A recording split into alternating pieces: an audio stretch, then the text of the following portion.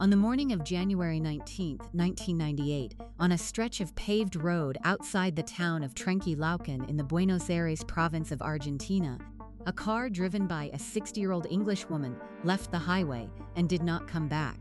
The road was the kind that runs for hundreds of miles across the Argentine pampas without interruption or variation, flat land on both sides, scrub grass and wire fencing. The enormous silence that the pampas produce when no one is moving across them and the wind is not doing anything. Interesting. The car went off the road. There were no other cars involved.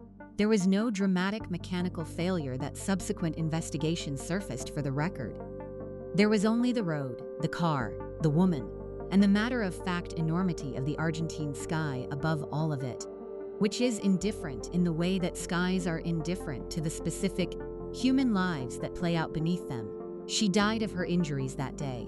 The ambulance came from Trenque Lauquen, which is a town of approximately 40,000 people and a hospital that serves the flat farming country surrounding it. And it came too late, which is the way of ambulances on roads that extend for hundreds of miles without anything to break the distance. Her name was Susan Barrantes. She had been born Susan Mary Wright in 1937 in England, in the county world of the English upper middle class, the world of land and position, and the specific social codes that land and position generated in the first half of the 20th century. She had married at 20, had 2 daughters, and had then, in a decision that the British establishment spent the better part of 3 decades processing without ever quite finishing the job, left. She had left for an Argentine polo player named Hector Barrantes. She had left England for the Buenos Aires province. She had left a marriage that had stopped being a marriage in any meaningful sense and started being a performance, and she had left behind 2 daughters in the doing of it, a 15-year-old named Jane and a 13-year-old named Sarah, who would grow up to become the Duchess of York and who would spend a substantial portion of her adult life working out, in the public and private ways available to her, what her mother's departure had produced in her and what to do with what it had produced. The royal family, which had known Susan Ferguson first as the wife of the royal polo manager and later as the mother-in-law of Prince Andrew, learned of Susan's death at Sandringham, where the family was in residence for the winter. The responses were muted, managed, and essentially invisible to the outside world. There was no public statement. There was no flag lowered at any palace. There was a daughter's grief in England and an institution's silence in Norfolk, and the combination of those 2 things said something about the relationship between Susan Barrantes and the House of Windsor that no amount of careful palace management across 25 years had been able to resolve. She had been inconvenient in life. Her death resolved the inconvenience without resolving the questions. Those questions remained, as such questions do, with the people who had the most right to examine them, primarily her daughters, and primarily Sarah, for whom the questions had never been theoretical. They had been the daily texture of a childhood lived without a mother's presence and an adulthood spent working out what that absence had shaped and what it was going to go on shaping. This is the story of how Susan Mary Wright became Susan Barrantes. It is the story of Hector Eduardo Barrantes, the man who provided the occasion for the becoming, and of the world he came from, and the qualities that he brought to the life they built together on the Buenos Aires pampas across 20 years. It is the story of the daughter who bore the cost of the choice that the becoming required, who grew up with the specific kind of hunger that a mother's departure installs in a child, who married into the most scrutinized family in England, and found that the scrutiny had very specific opinions about the hunger and its expressions. And it is the story of a royal institution that observed the whole sequence from a carefully maintained distance, judged it with the thoroughness that the institution brought to all such judgments, and expressed that judgment in the specific temperature of every formal interaction across a quarter century, never stating it, never addressing it, but maintaining it with a consistency that was itself a form of verdict, and that continued past Susan's death and past the various subsequent reorganizations of the family's public situation, into a kind of institutional habit that had long since ceased to require any active decision to sustain. If you're enjoying this deep dive into the story, hit the subscribe button and let us know in the comments from where in the world you are watching from today. Susan Mary Wright was born on June 28, 1937, at the specific intersection of family circumstance and historical period that produced, in considerable numbers, a certain kind of English woman, educated without being rigorously educated, socially accomplished without being socially ambitious in the professional sense, raised from earliest childhood with a clear understanding of what the world she had been born into expected of her, and no particular encouragement to question whether the expectation was the right one. Her father was a businessman with connections to the landed world. The family was county rather than aristocratic, the word that the English upper classes used for families with land and position, but not enough of either to reach the formal aristocracy, which meant they occupied the productive middle ground between genuine grandeur and ordinary professional life. They appeared at the events adjacent to the great houses. They knew the people who knew the people at the center of things. In the social geography of Britain as it was organized in the 1930s and 1940s, that adjacency was its own form of currency. She was, by every account that has survived her, a striking young woman. The photographs from her teenage years and early 20s show someone who had been given, from whichever side of the family the relevant inheritance came from, an unusual combination of physical presence and self-possession. She was dark-haired and dark-eyed, and had the specific quality that some people carry without apparent effort, the quality of occupying a room fully, of communicating before she had said anything that she was comfortable being in the room, and expected the room to be comfortable with her in it. She was not shy. She did not wait for rooms to acknowledge her before she acknowledged them. She entered them the way that people who have been entering rooms successfully since adolescence enter them, without the calculation that the uncalibrated produce, and without the obliviousness that the genuinely self-absorbed produce, but with the ease of someone who has long since absorbed the process, and is therefore free to give her attention to the room itself rather than to the question of how she is doing in it. She was educated in the conventional way for a girl of her background in the 1940s and early 1950s, adequately in the formal sense, and with the directional emphasis that the education of girls in that world and period applied to the outcomes rather than the process. The outcomes were understood by all parties, the schools, the parents, the girls themselves, to be a good marriage to a suitable man, made by a woman who was sufficiently accomplished to be an asset to the marriage, and sufficiently biddable to be a manageable wife within it. The accomplishments in question were social rather than intellectual, the ability to run a household, to manage the social obligations of a married life in the English upper middle class, to talk intelligently with the right people at the right events, and to make the whole performance look natural rather than labored. Susan had these accomplishments in full measure. She also had, beneath the accomplishments, something harder to categorize and more interesting to consider.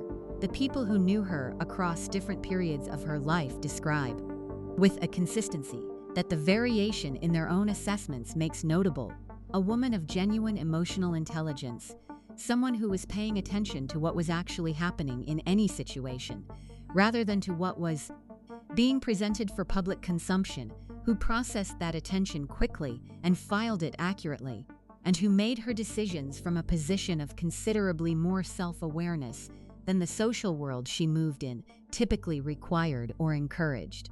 She was not a woman who could be deceived without being aware of the deception. She was not a woman who needed other people to confirm her own perceptions before she trusted them. She saw what she saw, and she knew what she saw, and eventually she acted on it. This quality, the quality of sustained internal honesty in a world organized substantially around the careful management of external appearances, would prove to be the central fact of her adult life. It was the quality that eventually made it impossible for her to continue living a marriage that had become a performance without content. It was the quality that made her capable of the choice she eventually made. And it was the quality that, in the reckoning of the institution that would manage her for the rest of her life, was probably its most unforgivable aspect, because the British establishment of the 1960s and 1970s was organized around exactly the performance she eventually refused to sustain. The marriage she made in 1956, at the age of 20, was by the standards of her world entirely appropriate. It produced, in the short term, the position and the life and the social framework that the standards of her world had specified. What it produced in the longer term was the specific kind of experience that eventually generated the choice that the standards of her world found impossible to absorb. Ronald Ferguson was the son of a colonel, a former officer of the Life Guards, one of the two household cavalry regiments that performed ceremonial duties for the royal family and provided their officers with a social cachet that decades of proximity to the throne had accumulated and was still accumulating in 1956. He was 26 to Susan's 20. He was handsome in the specific way of men who have been told from early adolescence that they are handsome and who have absorbed the information without needing to do very much with it. The handsomeness of someone who has never had to cultivate attractiveness because it was simply there, a background condition of their social existence rather than an achievement they had worked toward. He was charming. This word, applied to Ronald Ferguson across virtually every biographical account of the man across the subsequent decades, carries with it the specific quality of ease that distinguishes the genuinely charming from the merely socially adept. He was funny in the way of people who have not had to learn to be funny. He was warm in the way of people who are naturally comfortable with other people and do not have to manufacture the comfort. He was attentive to women in a way that women in his social orbit consistently found appealing. The specific attentiveness of a man who has learned from experience that paying attention to women produces results, and who has therefore made attention his default mode of social engagement. He was also, by his own later admissions and by consistent accounts of everyone who knew him, across his adult life almost entirely incapable of fidelity. The polo career was the context for all of this. Ronald Ferguson was a serious polo player in his early years, good enough to compete at a level that brought him into the administrative world of the sport, and good enough at the administration to eventually become what the sport's English world most needed him to become: the manager of the Royal Polo teams. The position is worth explaining at some length, because it was the organizing fact of the Ferguson family's social life for the better part of 2 decades, and the mechanism through which everything that followed became structurally possible. Polo in England in the 1950s, 1960s, and 1970s was not a sport in the democratic sense of something that anyone with sufficient interest and athletic ability could participate in. It was a social institution, which is different, a mechanism through which men of sufficient means and the right connections maintained and extended those connections in a setting that was simultaneously competitive and leisured, that excluded by its expense anyone who could not afford it, and that produced through the shared activity of serious athletic competition the kind of sustained intimacy that other institutional forms of social interaction rarely generated. The Polo Club was also the country house weekend and the dinner party, organized around an activity that required genuine physical commitment rather than merely the willingness to appear and perform the correct social behaviors. Prince Philip played polo. He played it with the specific intensity that he brought to everything physical, not dabbling, not performing the enthusiasm of someone who has decided that being enthusiastic about polo is socially useful, but playing seriously, learning the game in its full competitive dimension, practicing, competing, and maintaining the engagement across decades until injury finally made it impossible. He was, in the view of people who played alongside him and against him during those years, a genuinely good player of the game, not a gentleman amateur sustained by social position, but a competitor whose handicap reflected actual ability achieved through actual work. The manager of the Royal Polo teams occupied, therefore, a position of genuine operational significance. He organized the fixtures. He managed the horses. He coordinated the players, the scheduling, the logistics of competitive polo at the highest level of the English summer circuit. He attended the training sessions, he dealt with the injuries and the temperaments, and the endless logistical questions that managing serious athletes in a serious sport involves. He did all of this in sustained, direct, daily working contact with Prince Philip, contact organized around the practical requirements of a serious athletic enterprise rather than around the formal protocols of a royal visit or a constitutional occasion. The contact produced, over time, the kind of relationship that sustained working proximity produces between people who respect each other's competence and who share a genuine interest in the activity around which the proximity is organized. It was not the relationship of a courtier and a principal. It was something closer to the relationship of two professional men who spend their working hours in the same environment pursuing the same goals. Ronald Ferguson arrived at this position in the early 1960s. With his daughters small and his wife absorbed in the social world that the position required her to inhabit, Susan moved through the polo world with the ease of someone who had been given the social gifts to move through any world, and she moved through it with an additional quality that the polo world specifically rewarded: genuine interest. She was not someone who attended polo fixtures because the attending was required, and who waited for the social events following the matches to engage with the people around her. She was genuinely interested in the sport, in the specific tactical intelligence it required, in the horsemanship it demanded, in the competitive dynamics between teams and players at the highest level. She had learned what serious polo looked like from the inside because she was paying attention, and the paying attention was apparent to the people she was around, which in a world that took the sport seriously was its own form of social currency, the ability to talk to anyone, to manage the specific social temperature of country house weekends and polo club luncheons and the various other occasions that the sport generated around its matches. She was well received, she was admired, she was, in the polo world's own internal accounting, an asset, a presentable, intelligent, engaging woman who enhanced her husband's social position rather than merely occupying the space the position had assigned to her. What she was also doing, with steadily increasing clarity and steadily decreasing ability to set the clarity aside, was observing what the polo world actually was. Ronald Ferguson was not, from very early in the marriage, a faithful husband. This is not a contested claim in the biographical literature on the Ferguson family.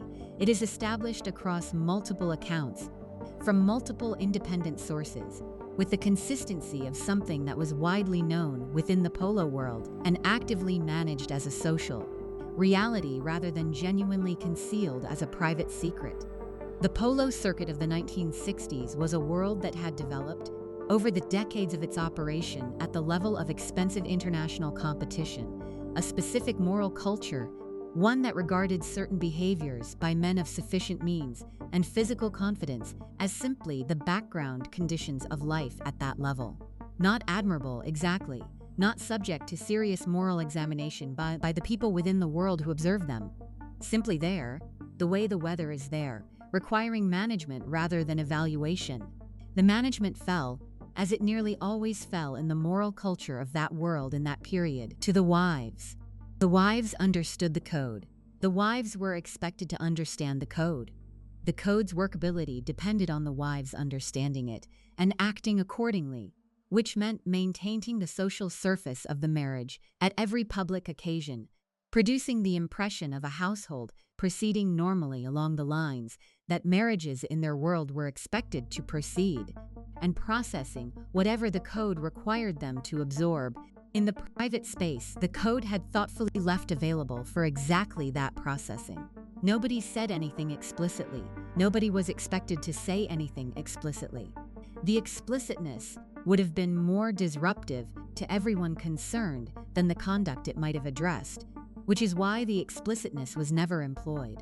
Susan absorbed the code for approximately 15 years. This is worth taking seriously as a quantity of time, because 15 years is not a brief or easily discounted period of sustained management. 15 years is a sustained life decision, renewed year after year, in the context of a marriage that was producing children in social position and, a recognizable life, and renewed year after year with the full knowledge of what the renewal cost and what alternatives to renewal existed. She was not unintelligent. She was not naive. She was not a woman who could be consistently deceived about the central facts of her own life without being aware of the deception. She chose year after year across those 15 years to continue managing. Why do people stay in conditions they have clearly perceived as untenable?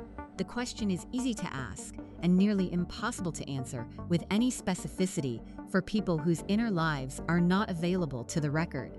The answers tend to be structural: the children, the position, the social consequences of leaving a world organized around the expectation of staying.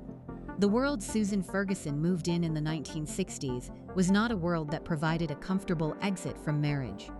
It was a world that provided, for the women who occupied its social positions, the specific comfort of the known over the specific discomfort of the unknown.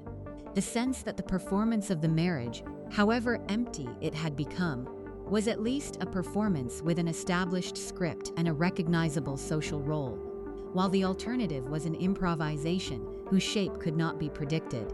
She managed, and she noted.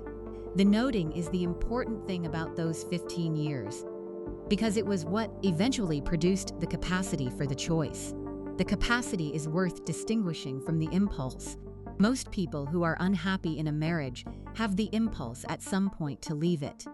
Far fewer have the capacity, which is a different thing, the specific combination of self-knowledge and emotional courage and practical preparation.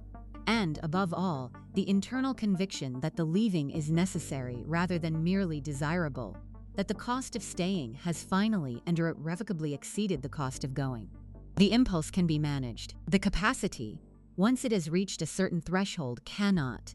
Susan spent 15 years building the capacity through the specific accumulation of noted facts about a life that was not the life she needed to be living. And eventually the threshold was reached. She was paying attention with the sustained and honest attention of someone who was not going to lie to herself about what she was observing, to the specific quality of the life inside the marriage. She was noting what it produced and what it failed to produce. She was noting the specific texture of a social world built around men's pleasures and organized around women's management of those pleasures. She was noting what it felt like to be intelligent and capable and self-possessed in a world that found those qualities appealing as long as they were directed toward the goals the world had specified, and was unable to accommodate them when they began moving in other directions. The noting accumulated, and then, at some point in the late 1960s, the noting produced a change in the quality of her attention that preceded the choice she was eventually going to make. What does it feel like from the inside when a life that has been managed finally reaches the point at which the management is no longer sufficient? Susan Ferguson was not a woman who left a record of her inner life in the form available to external examination. There are no diaries. There are no collections of letters from the period of the marriage in which she described to anyone her private reckoning with what the marriage was and was not. What there is, instead, is the evidence of the outcome, the choice she eventually made, and what the choice tells us about the degree of internal necessity that preceded it. People who make the choice Susan made do not generally make it lightly. They do not generally make it quickly. They make it after a period of sustained resistance to the making of it that is itself a form of information about the depth of what they have been resisting. Hector Eduardo Barrantes was born in Argentina in the early 1930s. The precise year has not entered the public record, which is itself a reflection of the world he came from, where the documentation of births was managed with the administrative efficiency of rural, agricultural communities rather than the careful record-keeping of European institutional life. His family was connected to Polo in the way that Argentine families connected to Polo tended to be connected to it across generations, through the specific combination of land and horses and the athletic tradition that the pampas life of the 19th and early 20th centuries had built around both. Polo in Argentina was not a gentleman's recreation imported from England and adopted by those with sufficient means and leisure. It was an organic outgrowth of the gaucho culture of the pampas, of a way of life organized around horsemanship, around the management of cattle across enormous flat distances, around the specific relationship between man and horse that the conditions of that life required. The game had been formalized and internationalized by the late 19th century, but its Argentine roots were genuine rather than colonial, and the players it produced were shaped by those roots in ways that distinguished them from their English counterparts. Hector grew up with horses in the way that a child born into that world grew up with horses, not as an acquisition or a leisure choice, but as the natural environment of daily life. He learned to ride before he learned much else. He developed as a polo player through the specific intensive process of the Argentine polo family, playing from childhood, playing constantly, playing with the seriousness of someone who understands from the earliest age that this is what he is for and what he is going to be for the whole of his life. By his teens, he was already identifiable as someone of exceptional natural talent. By his 20s, he had become a player of international quality, the kind around whom teams at the highest level of the game were organized. Polo has a handicap system that attempts to express, on a scale of -2 to 10, the quality of a competitive player. A 10-goal handicap, a 10-goaler, is the sport's maximum assessment of player quality, and in any given year, there are very few of them in the world. Hector Barrantes reached a handicap of 9 goals, which places him unambiguously among the elite players of his generation internationally. This is not a courtesy ranking produced by the social connections that the polo world's upper levels are full of. It is an assessment made by the game's governing authorities based on competitive performance over sustained time at the highest levels of the sport. He earned it on the field, in competitions where the difference between a 9-goal player and a 6-goal player is visible to everyone watching and is not subject to dispute. The Argentine polo culture that produced him deserves more than a parenthetical acknowledgement. The great families of Argentine polo, the Hagues, the Pierres, the Dorignac family, the Brown family whose English ancestry had been absorbed across generations into the Argentine landed class, were dynasties in the literal sense. Families passing down the horsemanship, the competitive intelligence, the specific physical gifts of the sport across 3 and 4 generations as other families passed down the family business. The producing of polo players of international quality was not a hobby or an extracurricular aspiration for these families. It was the core of what they were, built into the daily life of the estancias, the way that the daily life of a musical family builds the next generation of musicians through immersion so complete that the distinction between the activity and the life in which it is embedded is never clear because the distinction has never existed. Hector came from within that world and represented its finest output. When he moved through the English circuit in the late 1960s and early 1970s, he moved through it as someone who understood the game from the inside, from the specific insider's knowledge of someone who had been inside it since childhood, for whom the game's strategic dimensions and physical requirements were second nature rather than acquired understanding. The English polo world was sophisticated enough to recognize that kind of knowledge when it encountered it. The Argentine players who came for the English summer were not treated as curiosities or as merely exotic additions to the social scene. They were treated as the best available players at the best available level, which they were, and the treatment was the respect due to that quality. By the late 1960s, he was playing regularly on the English summer circuit, which was the natural destination for the best Argentine players of the period. England in the summer months offered competitive polo at Windsor Great Park, at Cowdray Park in West Sussex, at a series of other venues organized around the country, houses of the English families that had supported the game across its history in the country. The English circuit was not the Argentine circuit. The conditions were different. The culture was different.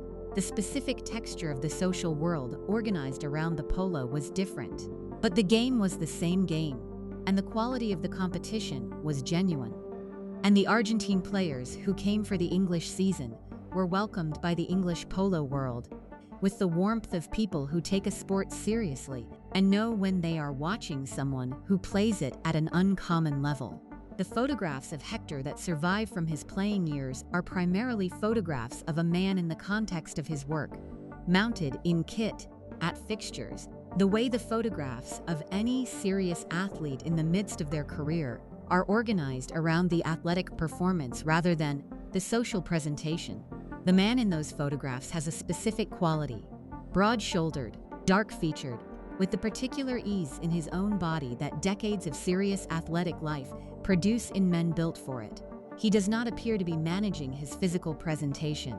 He appears to be someone who has been entirely at home in his own body for a very long time, and who has stopped thinking about it in the way that people stop thinking about breathing, because the body has become sufficiently reliable that conscious attention to it is no longer required.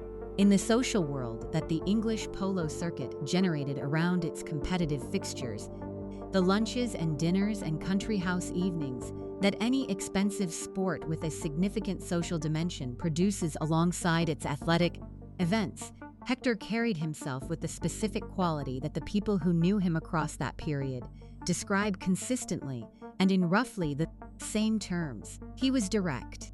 He said what he meant without the layers of social qualification that the English social world applied, as a matter of course, to virtually everything it said.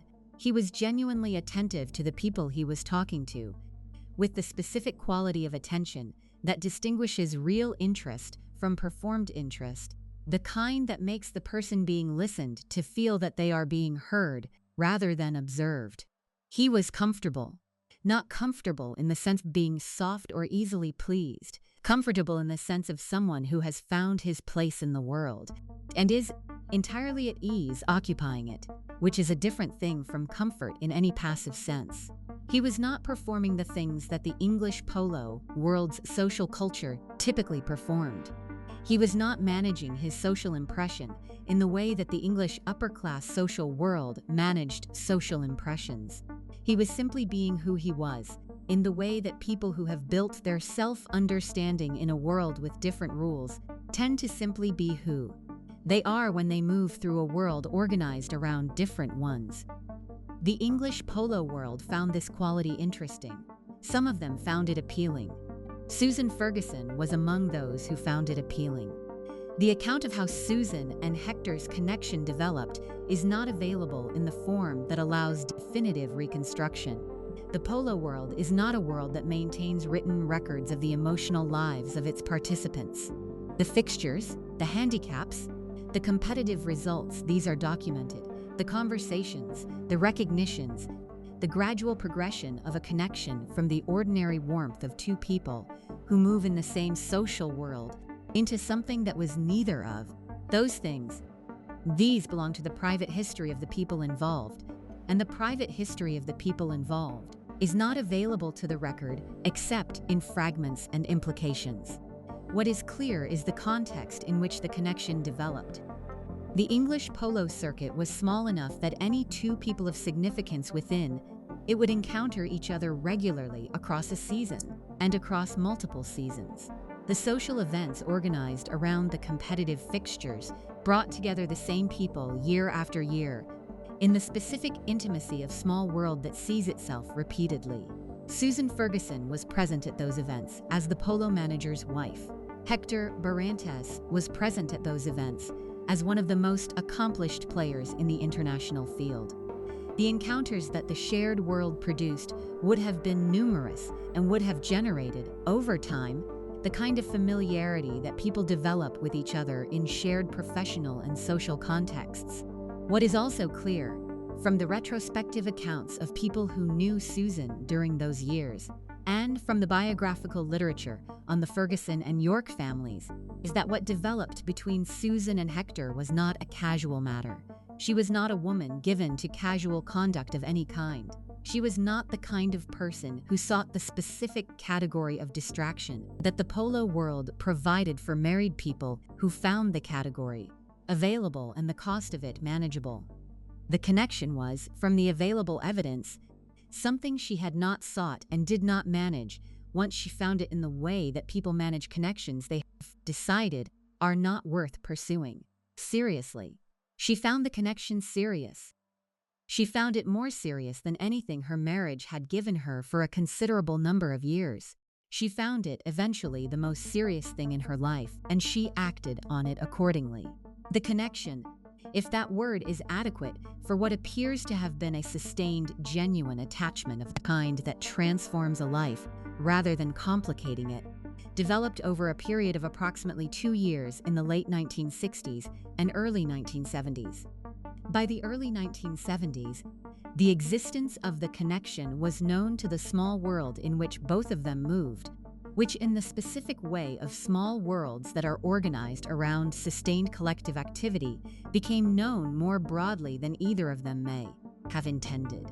Ronald Ferguson found out, or was told, or arrived at the knowledge by whatever combination of evidence and instinct married people arrive at the knowledge of things that are happening in their marriages, and that are significant enough to change what the marriage is. The discovery did not produce a reconciliation.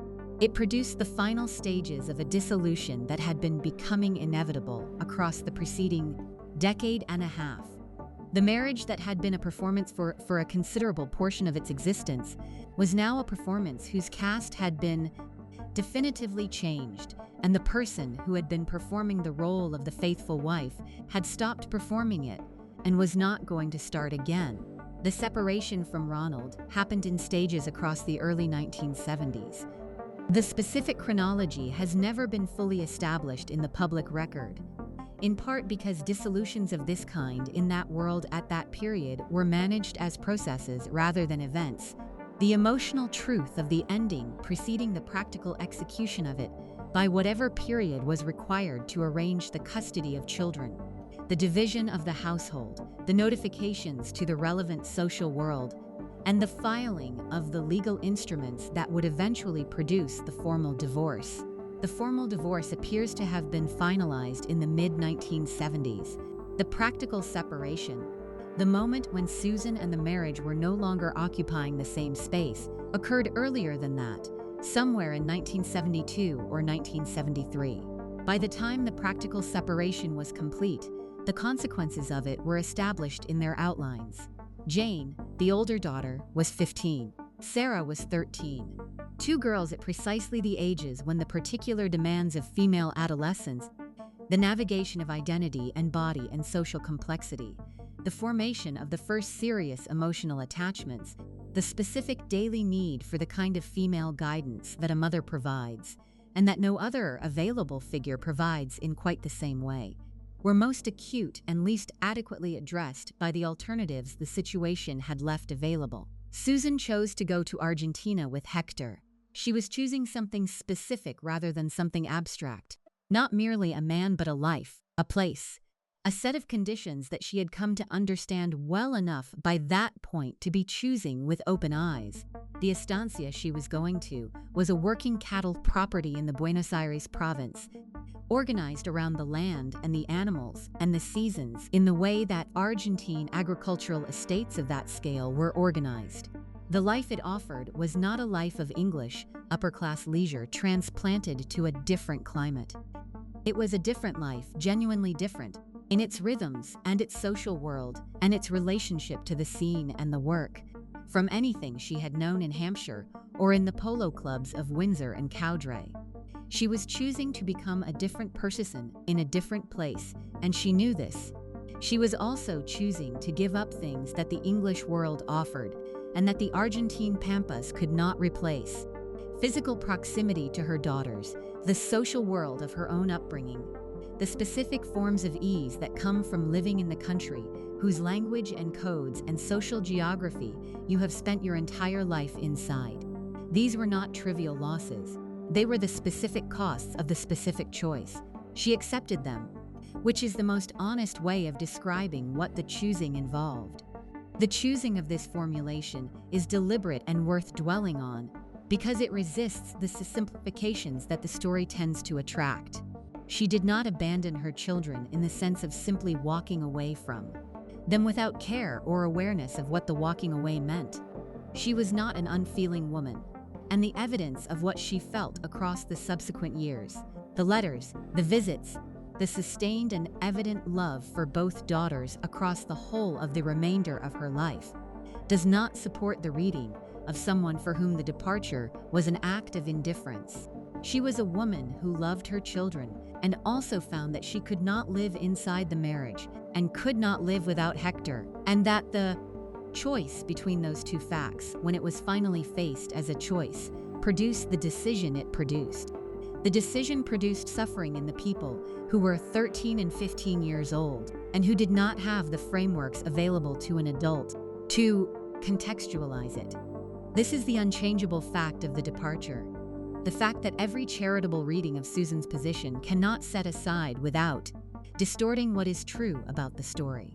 That the cost of her choice was paid substantially by people who had not been consulted about whether they were willing to pay it, who could not have understood the consultation if it had been offered, and who bore the cost in the specific daily reality of growing up without a mother, in ways that shaped them, in ways that the cost of a different choice would not have shaped them. Ronald kept the children.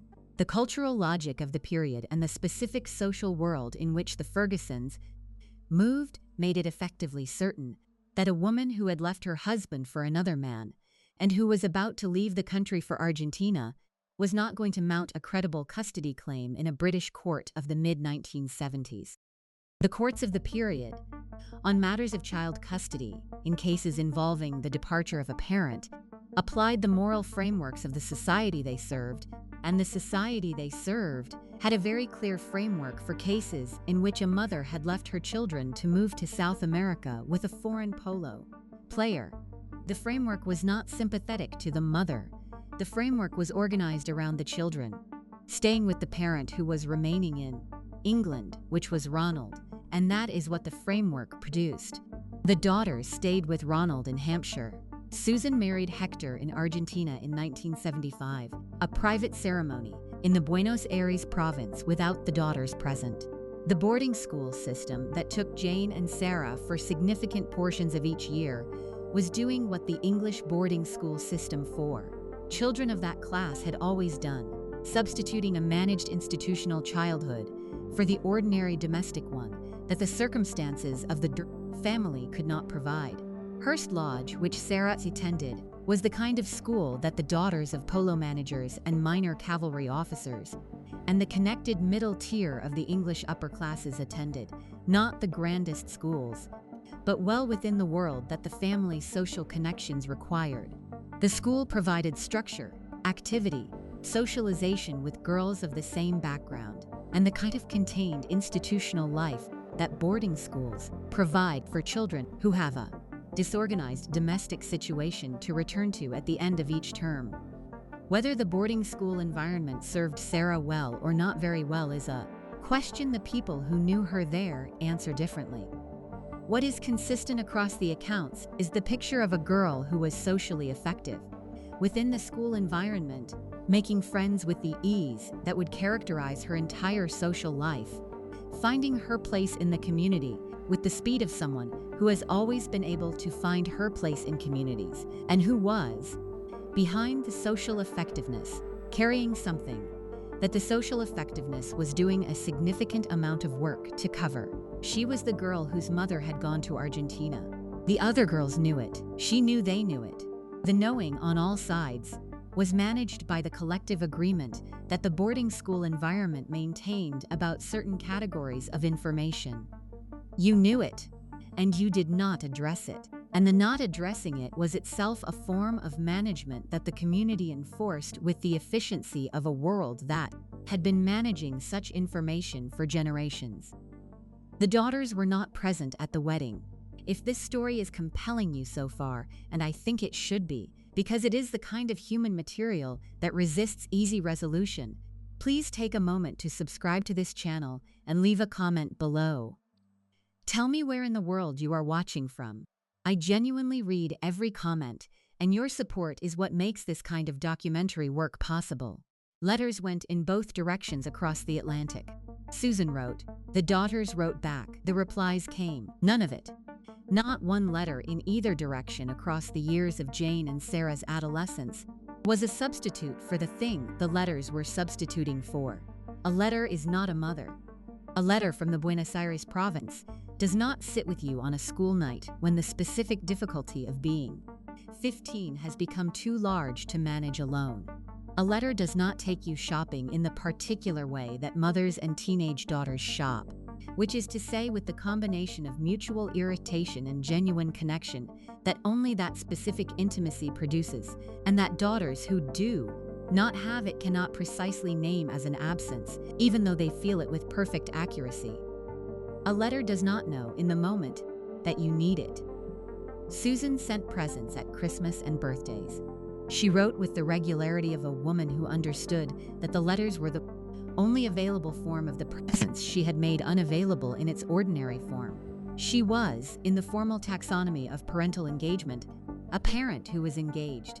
She was not in any taxonomy that takes seriously the lived reality of children who need a mother present. Sarah Ferguson has used the word abandoned across multiple interviews and across the pages of her memoir, published in 1996 under the title My Story. She has qualified the word over the years, worked to set it alongside the adult understanding of what her mother's marriage had been and what the love between Susan and Hector had been.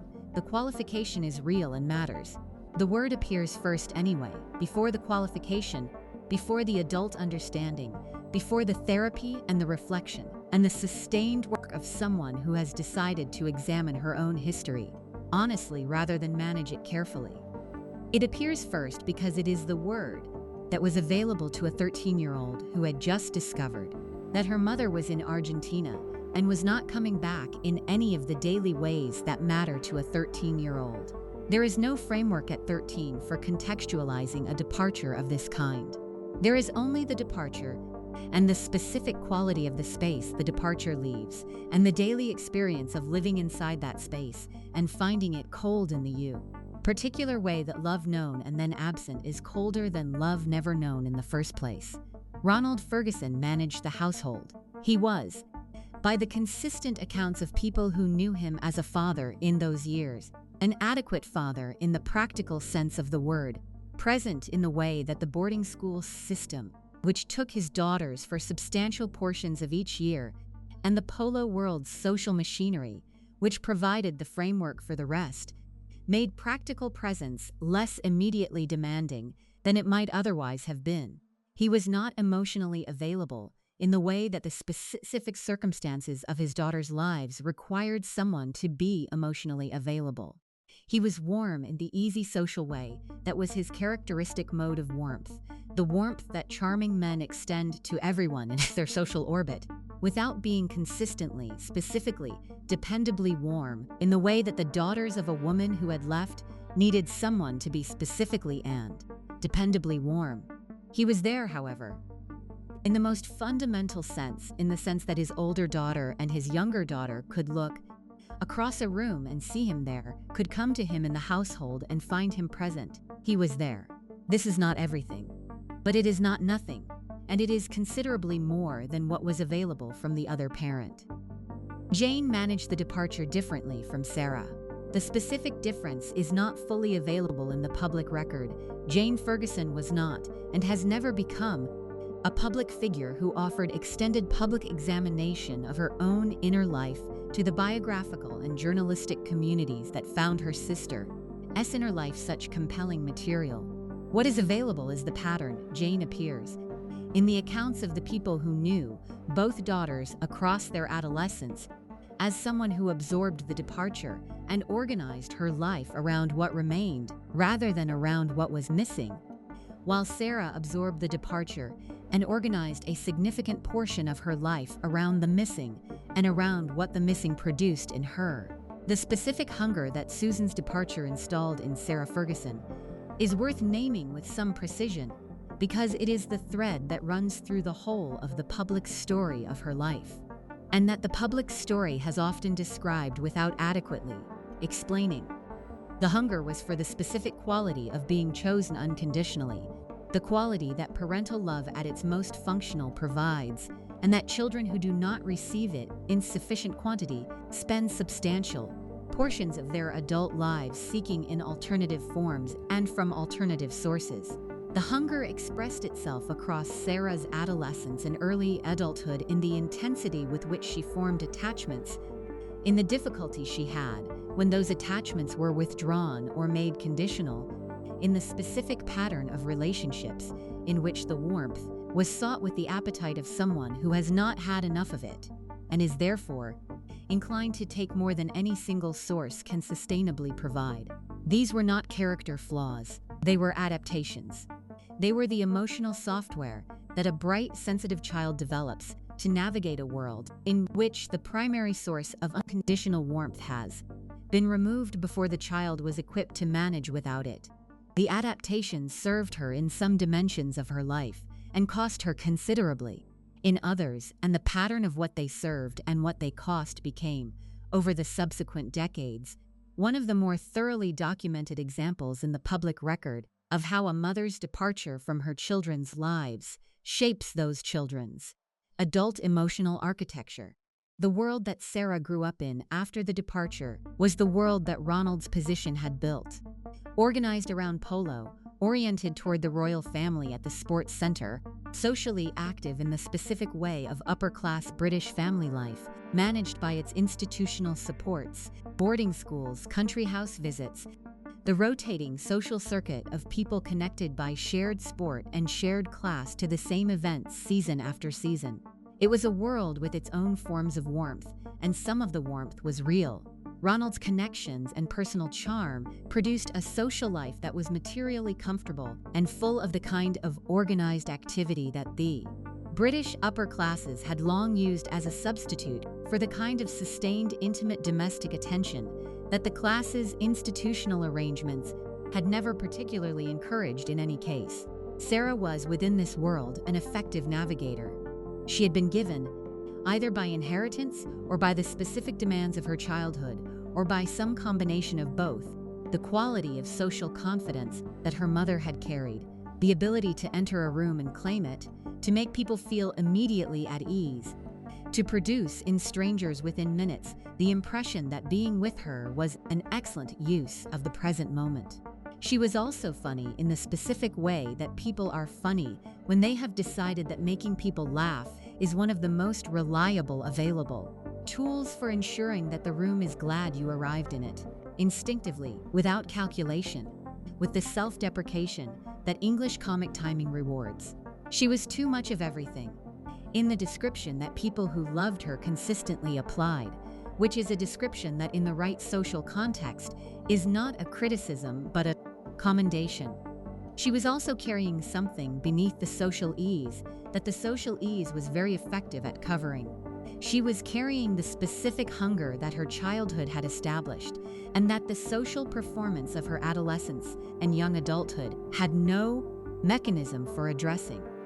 The hunger was for something the polo world and the boarding schools and the country house weekends and the social circuit could not provide, because what the hunger was for was not social validation, which all of those environments provided in abundance, but the specific unconditional warmth of the parent who left.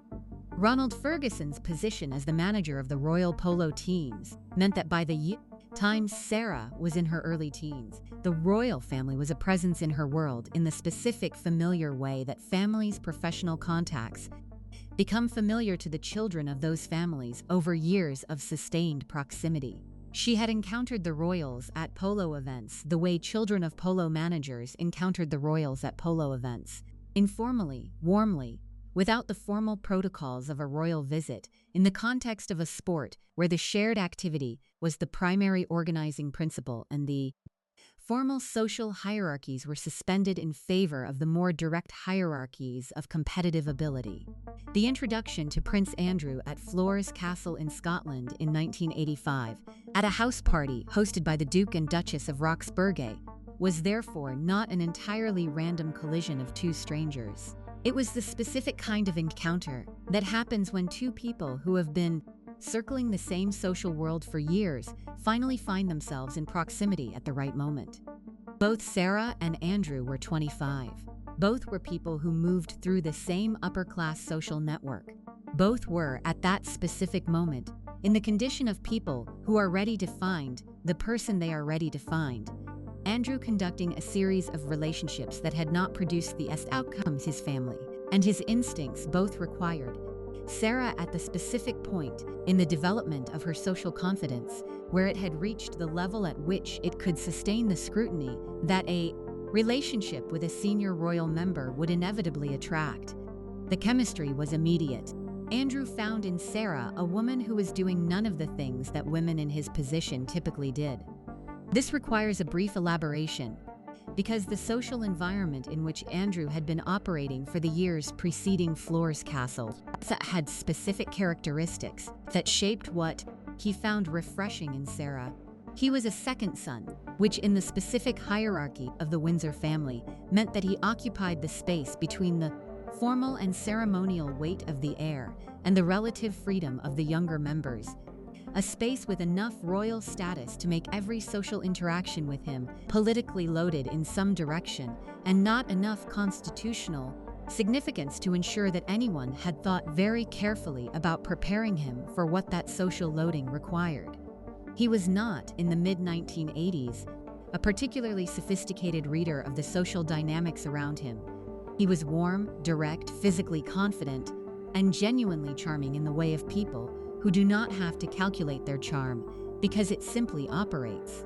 He had been conducting relationships with women who found the combination of those qualities and his royal status compelling, which is a large pool and not a uniformly reliable one as a basis for selecting a life partner.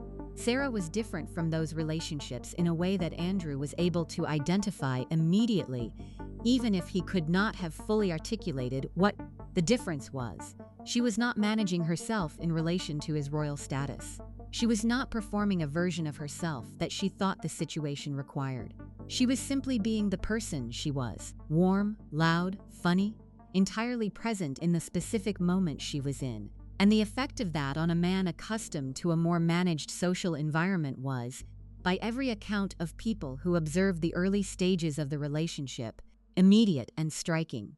Not managing her impression at the expense of her personality, not performing a version of herself calculated for the specific demands of his company, not attempting to be the right person for the role, rather than simply being the person she actually was.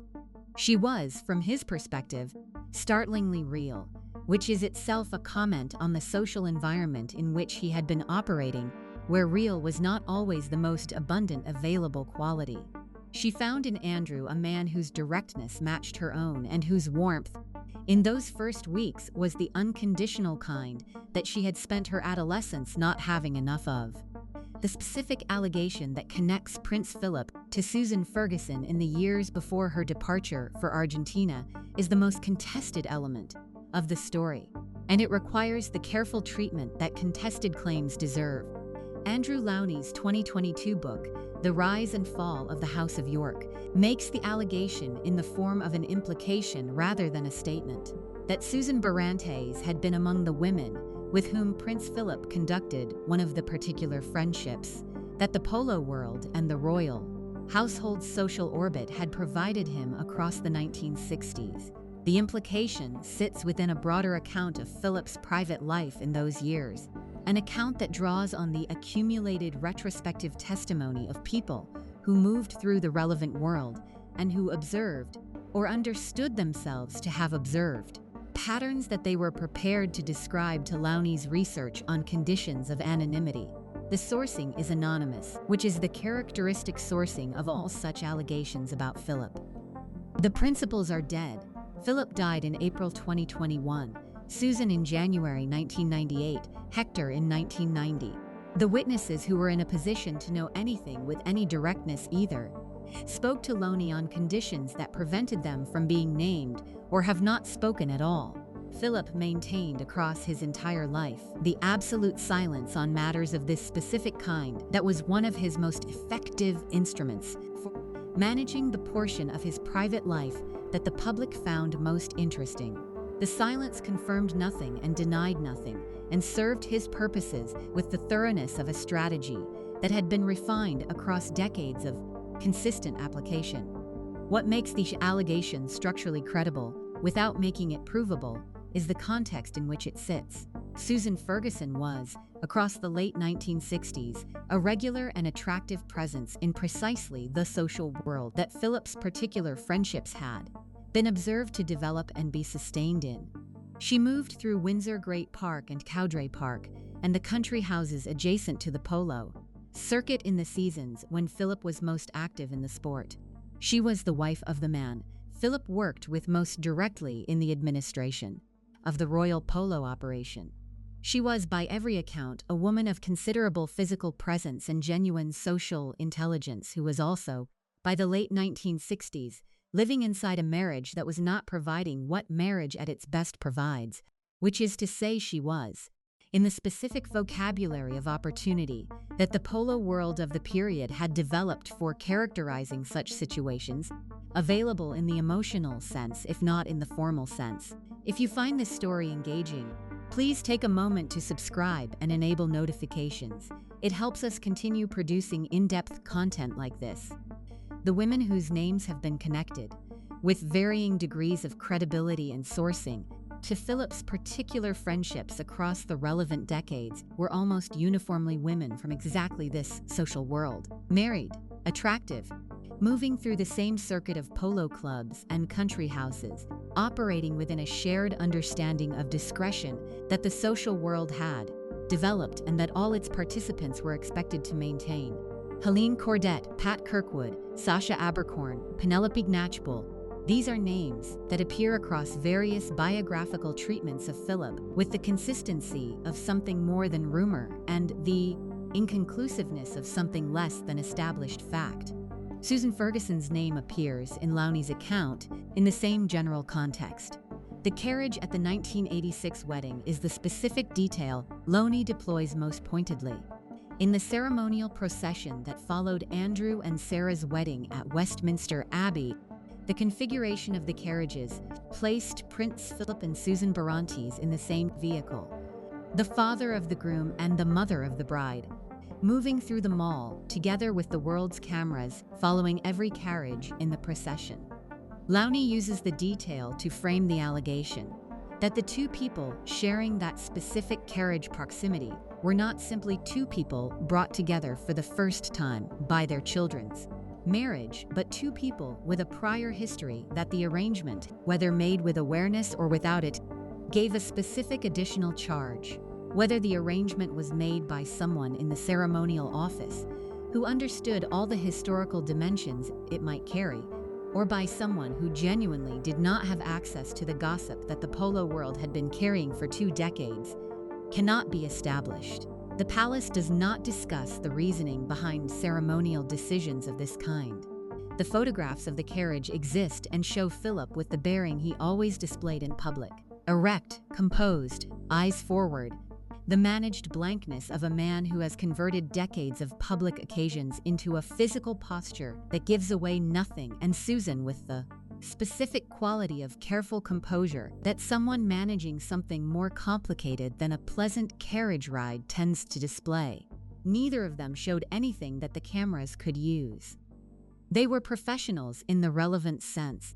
The effect of the allegation on the institutional context of the Barrantes situation, regardless of its specific truth, is to add a personal dimension to what was already a complicated institutional position. If Philip and Susan had been connected in the way that Lowney suggests, then Hector Barrantes had not merely caused a mother to leave her children. He had also removed from Philip's orbit a woman whose presence there had been arranged, in Philip's quiet and private way, to his satisfaction. The removal of things Philip had arranged to his satisfaction was not something that produced visible reactions in him. It produced, instead, the specific quality of absence, the absence of warmth where warmth might have been expected. That was Philip's characteristically invisible instrument for expressing the evaluation he had formed of someone or something. None of this was said. All of it, to whatever degree any version of it was real, lived in the space behind the managed courtesy, the unspoken dimension of every formal encounter between the institutional world and the people. The institutional world had decided to manage rather than welcome. The engagement of Prince Andrew, Duke of York, and Miss Sarah Ferguson was announced on March 19, 1986. The announcement was handled in the way that the palace handled royal engagement announcements. Efficiently, with the appropriate degree of warmth in the official communications and the absolute control of information that the palace's communications machinery was capable of maintaining until the moment it chose to release it. The public reaction was the enthusiastic reception that the British public gave to royal engagements it could interpret as genuinely romantic, which this one appeared to be, with an ease that not every royal engagement provided. Andrew seemed delighted. Sarah was visibly unable to stop beaming. The press photographed them in the garden at Buckingham Palace and produced images that the front pages of every British newspaper carried with the appetite that royal romance generated in the period. The household had considered the Barrantes question in the period before the announcement, as the household considered everything that might produce a future complication. The assessment was the assessment of people who were very good at this kind of management. Susan Barrantes was the mother of the prospective bride, and the mother of the bride was going to be present at the wedding, and the stepfather of the bride was going to be present alongside her, and the management of both of them at a major royal occasion required the advanced planning that major royal occasions always received for all potentially complicated elements within them. The planning was done. The appropriate protocols were established. The appropriate courtesies were specified. The occasion would proceed smoothly because occasions of this kind, managed by this institution, proceeded smoothly as a matter of institutional pride and professional competence. Susan and Hector arrived in England for the wedding. The circumstances of their arrival, where they stayed, who they saw before the occasion, how the pre-wedding social events engaged them, are not matters of the public record. What is clear is that by July 23, 1986, the morning of the wedding, both of them were in London, appropriately dressed for the most formally significant occasion of Sarah's life, prepared to occupy the position that the occasion required of them. Westminster Abbey on that morning was the abbey of a major royal wedding. The great space filled with the specific combination of spectacle and ecclesiastical solemnity that centuries of English ceremonial practice had developed, and that was, by 1986, operating to a level of institutional professionalism that could be called impeccable without exaggeration. The dress, ivory Duchess satin, designed by Trenque Lauquen, embroidered with bees and thistles and intertwined initials across a 17-foot train, was an architectural statement in the tradition of royal wedding dresses of the period, unambiguous in its intention to occupy the space it occupied. Sarah arrived in the carriage beaming, which is the quality the cameras caught, and the quality the public remembered, the bride who appeared to be genuinely enjoying herself, which was rarer in the category of royal brides than the category's public image suggested. Susan was in the Abbey. She watched her daughter walk down the aisle in a dress that cost more than most people's annual salaries, toward a man who was the second son of the woman who was the most powerful figure in the social world that had decided how to categorize Susan and her choices. She watched this with whatever she felt watching it, feelings that are not available to the public record in any specific form, and that she managed throughout the day with the composure that was her characteristic mode of managing anything that was not simple. We are about halfway through this story, and it repays staying with. If you have been watching to this point, please subscribe to this channel and turn on the notification bell. Your support is what makes these documentaries possible, and every subscriber genuinely matters. Leave a comment below and tell me what you are finding most surprising or most moving about this story. I read every comment. The carriage procession after the ceremony moved through the streets from Westminster Abbey to Buckingham Palace in the sequence the household's ceremonial planners had established. The specific configuration placed Prince Philip and Susan Barrantes in the same carriage. Whether the configuration was made with awareness of the historical dimensions it carried, or by someone working from a protocol that did not have access to those dimensions, is not a question the palace would then or will now address. What is established is that the configuration was made, and that the two people in the carriage shared that specific proximity, while the cameras of the world's press followed every vehicle in the line. Philip sat correctly. This is not a neutral description. Philip always sat correctly in public.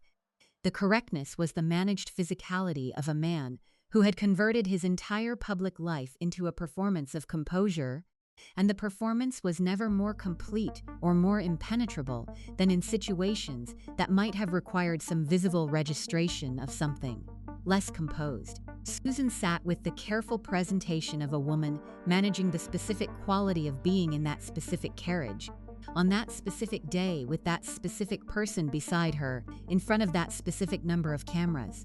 Both of them gave nothing away. The crowd cheered. The procession continued. Before the reception, there were the photographs. The official wedding photographs, which the palace commissioned and managed and released through the channels it controlled, produced the specific visual record of the occasion that was intended for the long run of history. The formal portraits of the couple, the family groupings, the images designed to be reproduced across official channels for decades. In those photographs, the various members of the assembled family appear in the configurations that the formal portrait tradition specifies. The couple at the center, the immediate family arranged around them, the image ordered by the logic of dynastic display rather than by the logic of emotional proximity. Susan appears in those photographs in the position of the mother of the bride. Hector appears alongside her. Both are correctly dressed, correctly positioned, correctly present in every dimension that formal photography could capture. What formal photography could not capture was the invisible architecture of the institutional temperature around them, the specific quality of every interaction that day, the precise calibration of the warmth extended and withheld. The way in which every courtesy performed was also a courtesy whose limits had been established in advance by the institutional assessment that had preceded the occasion by years. The reception at Buckingham Palace afterward produced the specific social environment that major royal receptions produce. Everyone positioned correctly, every interaction conducted within the invisible framework of protocol that the palace's management applied to such events, and the whole elaborate machinery generating, with the professional smoothness of an institution that had been running such events for centuries, the appearance of a unified family gathering that presented no complications to any observer positioned outside the knowledge that the institution maintained about its own internal workings. Susan and Hector moved through the reception. The Queen extended the precise degree of courtesy that the occasion required. The Queen Mother extended the precise degree of courtesy that the occasion required, which was a different precision from the Queen's, but was equally practiced and equally complete in its formal dimension, and equally empty of the warmth that distinguished formal courtesy from genuine welcome in the Queen Mother's specific social repertoire. The household figures who observed the interactions noted, in the accounts that eventually reached the biographical record, the specific texture of what they saw. Everything correct, everything managed, and not one particle of additional warmth available anywhere in the proceedings. The Queen Mother's view of Susan Barrantes was, among the various institutional judgments being applied to the woman across that afternoon and the subsequent years, the most specifically formed and the most consistently maintained. The Queen Mother had spent decades as the royal family's most formidable administrator of the sustained cold shoulder, a role she had developed initially in the management of the Duke and Duchess of Windsor, and had refined, across subsequent decades, into the most efficiently deployed instrument in her social arsenal. It was not a simple coldness. It was the specific coldness of someone who maintained, with impeccable social form and absolutely no warmth behind the form, the precise minimum of courtesy that the situation required, while withholding with equal precision everything that distinguished genuine personal regard from managed appropriate behavior. The moral category that governed the Queen Mother's response to Susan was the category she maintained most firmly across a very long life. Mothers stayed with their children. This was not merely a social preference or an institutional value. It was a foundational principle of what the Queen Mother understood herself to have been and to have done. the woman who had chosen duty over desire, who had converted the difficult material of her own private life into a performance of sustained maternal warmth and public dignity, who had stood alongside the king through the abdication crisis and the Blitz and every subsequent difficulty, and had produced, from the standing alongside, an image of maternal and conjugal fidelity that the country had taken to its heart and that had become, over the decades of the long reign and the long widowhood, one of the most powerful elements of the royal family's public identity. Susan had broken the category. She had broken it for a man. The breaking in the Queen Mother's accounting was the kind that did not benefit from subsequent qualification or contextualizing. The context of the marriage did not matter in the Queen Mother's framework. The quality of the love for Hector did not matter. What mattered was what had been done, and what had been done was that a woman had left her children for a man and gone to South America. The verdict was formed from that fact, applied consistently from the moment the fact became known, and maintained without revision until Susan's death in January 1998 closed the accounting on one side of it.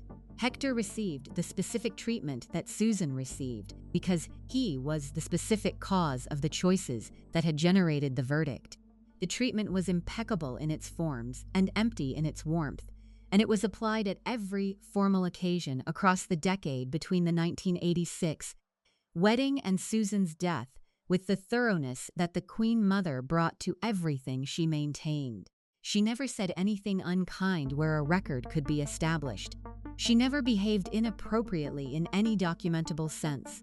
She simply maintained the temperature, steadily and without revision, and the people who worked for her and who understood her social repertoire knew exactly what the temperature meant and applied it accordingly in their own interactions with the relevant parties. The Queen's position was differently calibrated, as the Queen's positions were always differently calibrated from the Queen Mother's. The Queen did not maintain grudges with the Queen Mother's architectural thoroughness.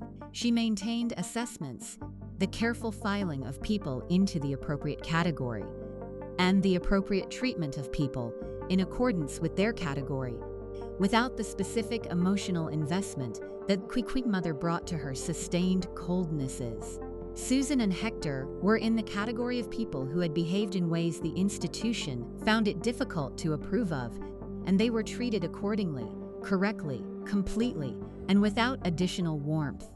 The treatment held across all occasions and was not revised as the years passed, and the circumstances of the York marriage and its difficulties changed the family's situation.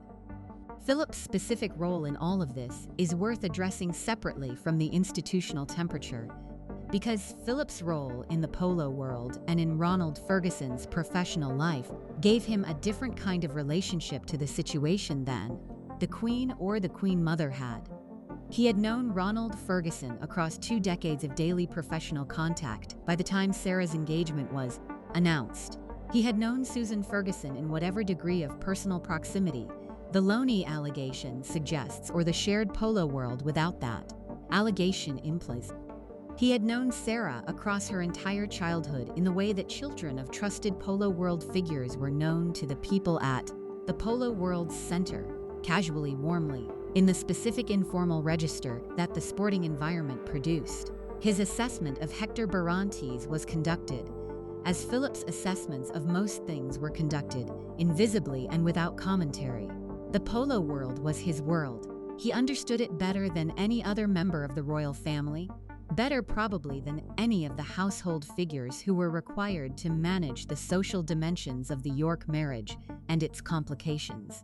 He understood the specific quality of the Argentine polo culture that had produced Hector.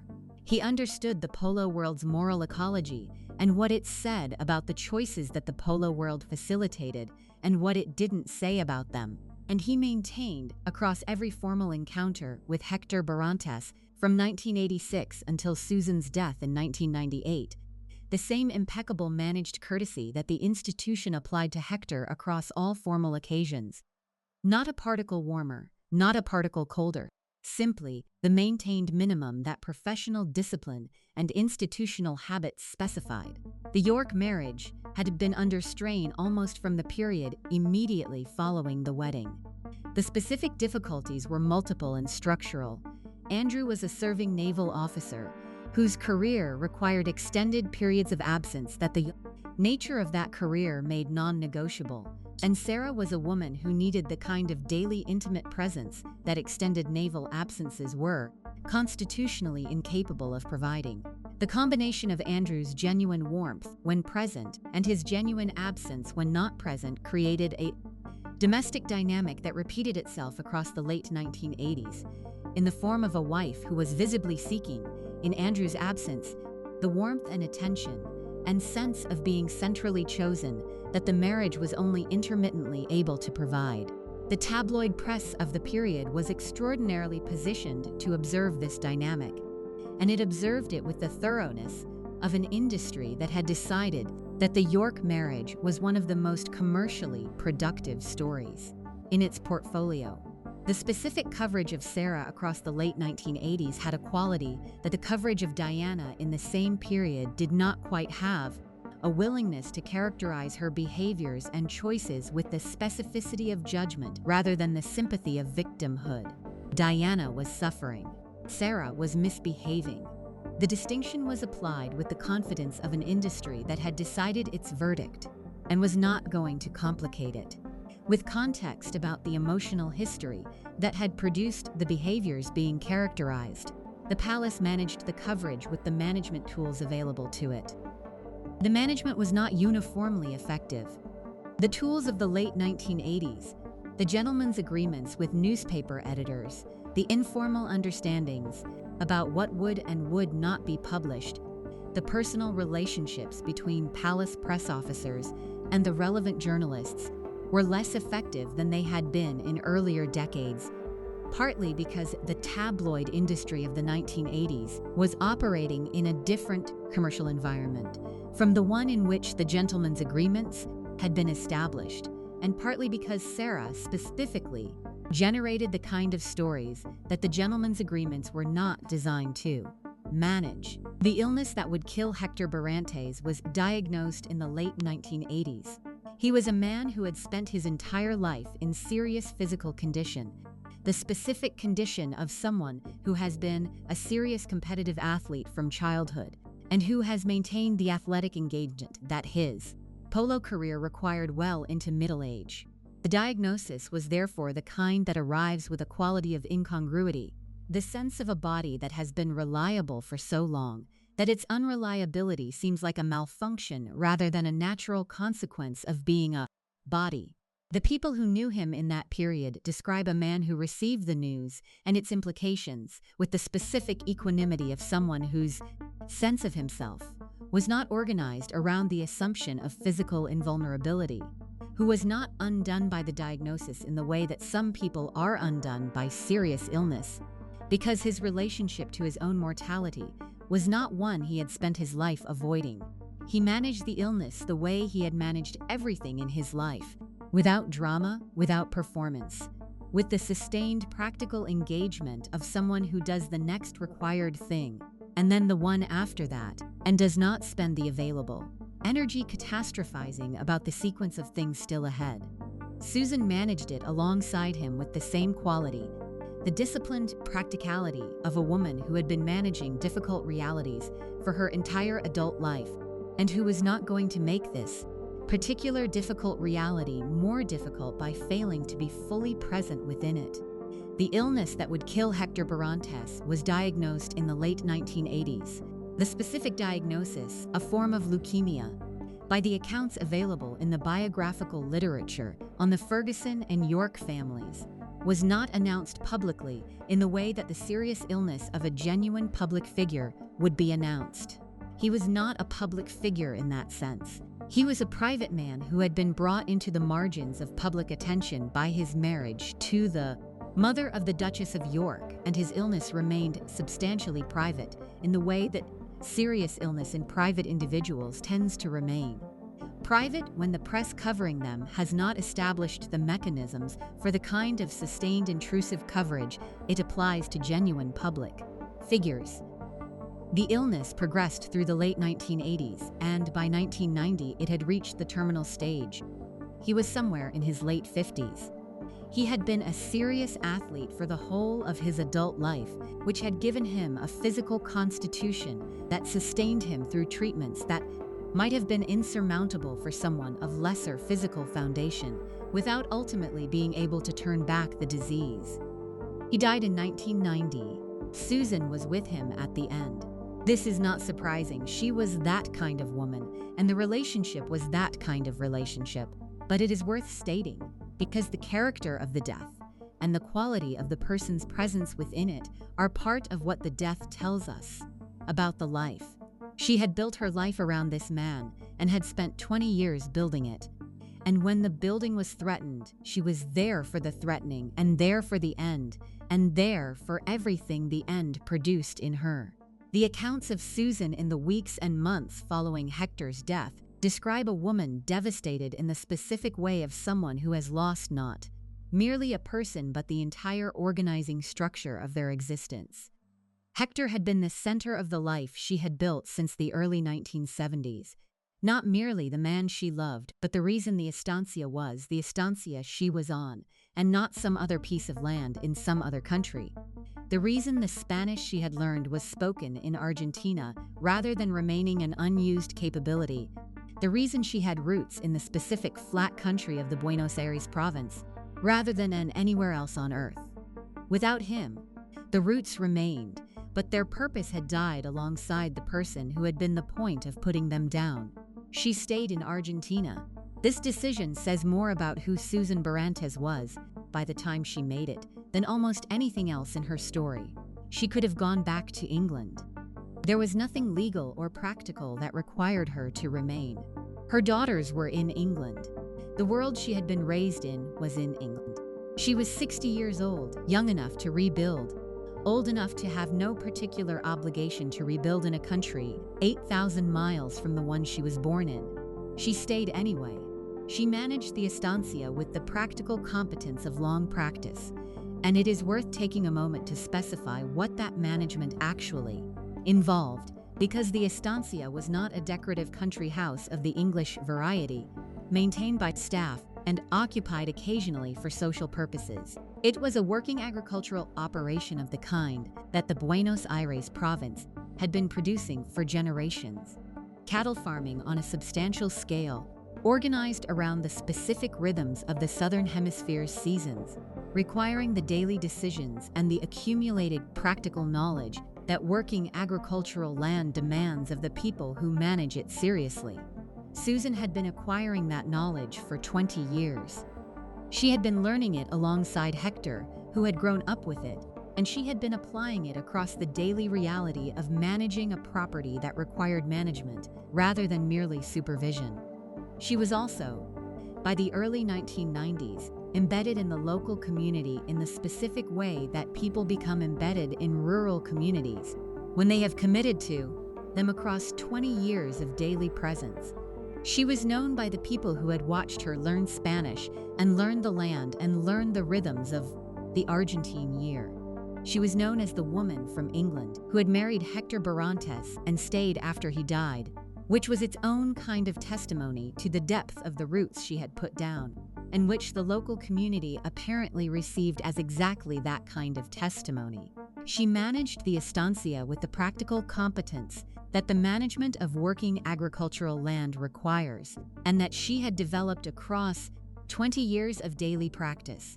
She continued to ride. She remained in the local community of the Buenos Aires province in which she had lived for 2 decades, the recognizable figure of the foreign woman who had committed to the country genuinely rather than as an experiment, the woman who was known by the people she had spent 20 years becoming known to, who had a place in the specific social geography of the place that could not be moved without tearing.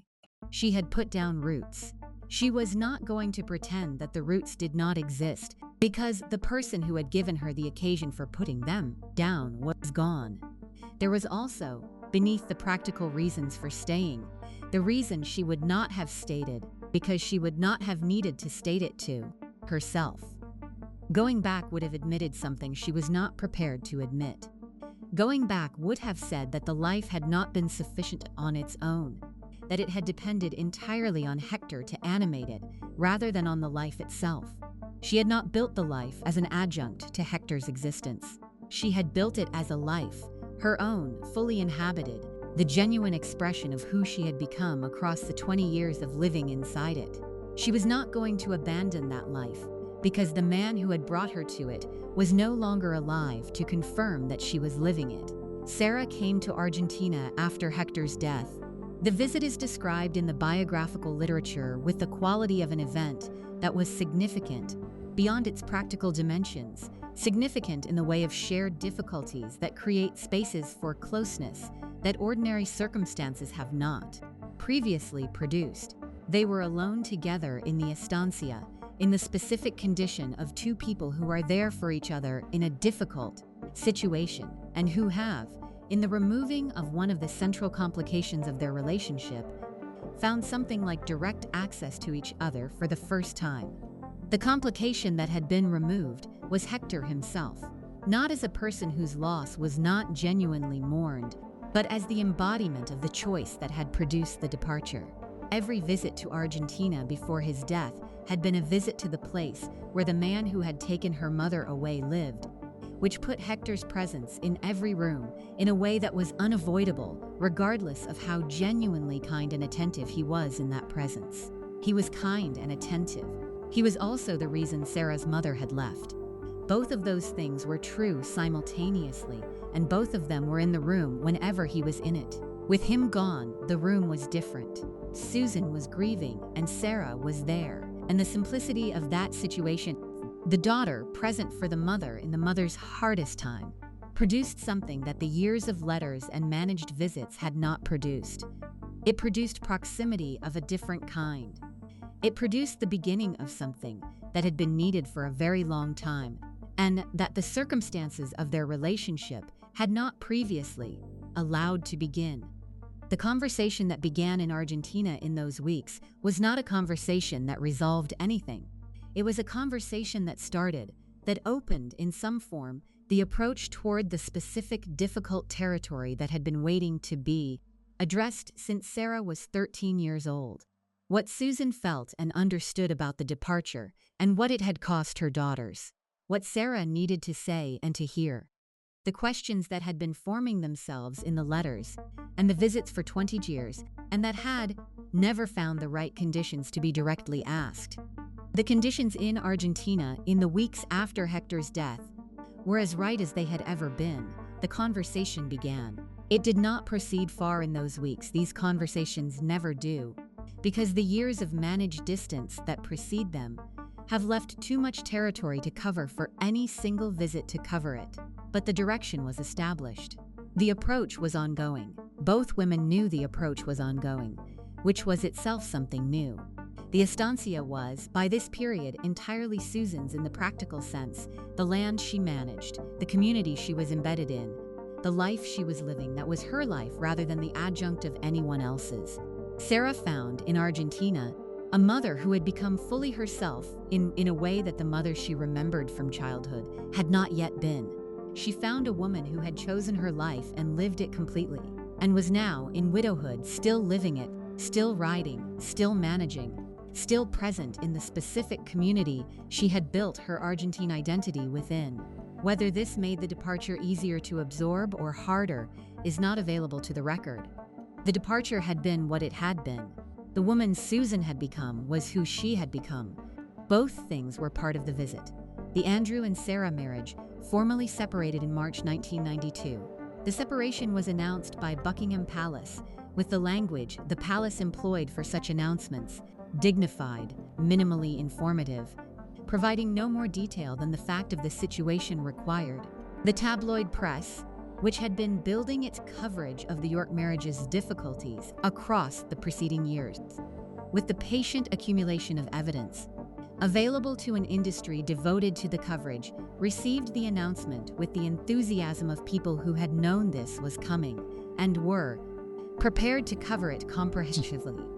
The photographs that made the separation irreversible and that ensured the divorce that followed it was not going to be prevented by any period of managed reconciliation, appeared in August 1992. A photographer had obtained images of Sarah and a financial advisor named John Bryan at a swimming pool at a villa in the south of France. The images were published in the British and European press, with the comprehensive lack of restraint that the tabloid press of the period had developed as its primary competitive mode. The palace's crisis management machinery had no room to operate. The images were the images. The separations were already decided. The images made it impossible for anyone to pretend that anything was salvageable. Sarah was at Balmoral with the royal family when the photographs appeared, which was the specific quality of timing that the story had as it played out, the event occurring while she was physically present in the institution's household, requiring the management of her reaction and her presence within the same walls, where the people whose reaction to the photographs would most directly affect her future were also present. The specific texture of those days at Balmoral, between the appearance of the photographs and Sarah's departure from the Scottish estate, is described in various accounts as among the more unpleasant experiences of her life, which covers considerable territory. The divorce was finalized in May 1996. The 10 years between the Westminster Abbey wedding and the finalized divorce had produced 2 daughters, Beatrice and Eugenie, who were the uncomplicated portion of the decade's outcome. They had also produced a public portrait of Sarah Ferguson that was substantially less flattering than the one the cameras had recorded on the wedding morning in 1986, and that the British press had developed across the intervening decade, with the specific appetite of an industry that had decided she was the kind of story that rewarded sustained negative attention. Sarah built from the divorce the version of her life available to her: public, loud, organized around her daughters and her charitable work, and the specific brand of self-help authority she developed across the subsequent years as someone who had been publicly damaged and had decided to make that damage the subject of her work rather than its hidden context. She wrote books, she gave interviews, she went to therapy seriously and repeatedly, and was public about the going to therapy in ways that the world she had grown up in would have found unusual, but that the world she had made for herself, increasingly organized around American publishing and media structures that understood public self-examination differently from the British establishment, found commercially and humanly compelling. Susan watched all of this from Argentina. The estancia received English newspapers. The reach of the British tabloid press across the Atlantic was sufficient to ensure that Susan had access to the coverage of her daughter's life with roughly the same comprehensive detail it was available to anyone in England. She was watching from 8,000 miles away the specific kinds of difficulty that the specific kind of emotional architecture her departure had contributed to building, were producing in Sarah's life. And she was watching it with the awareness of someone who understood the connection between the childhood and the adulthood, and who was not going to pretend, in the privacy of her own knowledge, that the connection was invisible. She wrote letters, the letters of the early and mid-1990s, which Sarah has referenced across various contexts without quoting from them in any extensive way, were letters that acknowledged what was happening, rather than letters that offered advice or explanation. They were letters of presence, evidence that the mother was paying attention, that she was not going to pretend that her daughter's difficulties were not happening, or that they were not visible from the pampas. They were not the daily presence of a mother in a daughter's daily life. They were what the choice made in 1972 had made available, which was a long way from everything but was not nothing. Diana died in Paris on August 31, 1997. The car in the Pont de l'Alma tunnel, the photographers, the injuries that were unsurvivable in the way that injuries at that speed in that space are unsurvivable. All of this reached Susan in Argentina with the impact of news about someone who had been part of the world Susan's daughter had inhabited across the preceding decade. She had known Diana in the managed formal way of royal social occasions, as Andrew's sister-in-law, as the woman who had been married into the family at the same time that the Ferguson connection to the family was deepening, as a figure in the specific world that Sarah's marriage had placed them both inside. The public response to Diana's death was the extraordinary event that it was, the flowers on the mall extending for miles in both directions, the queues outside Kensington Palace stretching through the night, the national mood of collective grief that produced, across the days between the death and the funeral, something that looked from the inside like a country discovering that it had been feeling things it had not previously known how to express. The Queen remained at Balmoral for the initial period, which the tabloid press received with a specific ferocity. The institution seemed to be managing its response rather than feeling it, at a moment when the country's mood demanded feeling rather than management.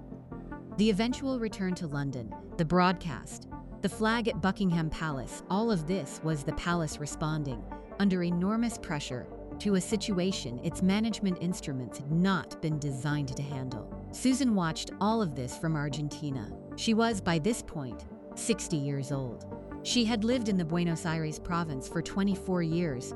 She was managing the estancia with the competence of long practice and the specific solitude of a woman living on her own in the countryside 8,000 miles from the country she had been born in.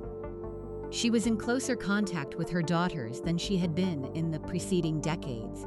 The approach toward the conversation that Hector's death had opened had been continuing across the years between 1990 and 1997, with the specific gradual progress of a conversation that both parties understood was important, and that both parties were approaching with the care that important conversations require when one of them has been very long deferred. The conversation was not complete by January 1998. It had been approaching completion across 7 years of letters and telephone calls and visits, and it had not yet reached the territory that it most needed to reach. This is the specific quality of the grief that Susan's death produced in Sarah, not merely the grief of losing a mother, which is substantial and real on its own terms, but the grief of losing the possibility of the conversation that had been the reason for staying in the relationship across the years of managed distance and qualified contact. The conversation had mattered because the things it was working toward mattered. The road outside Trenque Lauquen made it impossible to reach them. On January 19, 1998, at some point in the morning hours, Susan Barrantes was driving alone on a road outside Trenque Lauquen in the Buenos Aires province of Argentina. The road was the kind of road that the Pampas region produces, straight, flat, running between wide stretches of agricultural land without the interruptions that roads in more varied terrain provide. The car left the road. The emergency services came from Trenque Lauquen, which is approximately 40 miles from the provincial capital of La Pampa, and has the hospital, infrastructure of a regional center that serves the farming communities of the surrounding area. They came too late. She was 60 years old. She had been driving alone. There is no established explanation for why the car left the road. No other vehicle. No mechanical failure identified in subsequent investigation. No dramatic circumstance that the record of the accident has produced. The road did what roads do in flat, featureless country when drivers have been on them for long enough. It offered no variation, no visual stimulus, nothing to interrupt the specific quality of attention that long, flat roads require, and that long, flat roads also quietly erode. It was a road that Susan had driven before, many times, across 24 years of living in the area and driving the routes between the estancia and the towns it was connected to. It was as familiar a road as the roads she knew. She died of her injuries. The specific medical cause was the injuries sustained in the accident.